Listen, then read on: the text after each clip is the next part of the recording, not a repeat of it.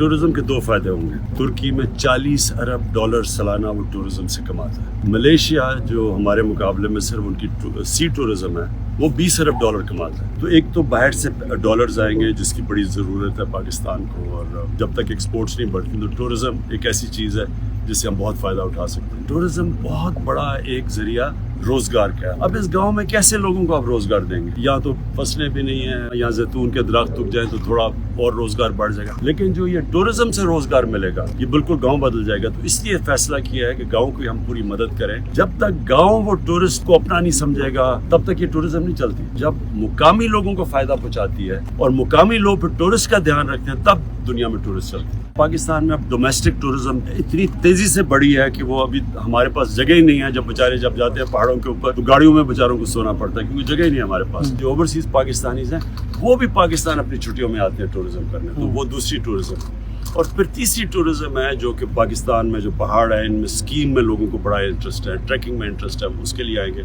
लेकिन इस तरह अलबरूनी जैसी जगह, मोहनजोदारो, हड़प्पा, ये जो पुराने हमारे पास जगह, रिलीजियस टूरिज्म असल में उसमें बहुत बड़ा पोटेंशियल है क्योंकि बुद्धिस्ट साइट्स हैं वो ये गंधारा सिविलाइजेशन की, वो आएंगे। सिखों के लिए पता करतारपुर है, ननकाना साहब है, उनके लिए बड़ी है। हिंदुओं के लिए कटास राज जो ऊपर टेम्पल्स हैं बलूचिस्तान में हैं उनके लिए है। जिनको सूफीज़म में इंटरेस्ट है, बड़े पाकिस्तान के बाबा फरीद है, यहाँ दाता साहब, यहाँ मीर बुल्ले शाह, ये उनके लिए बड़ा इंटरेस्ट है।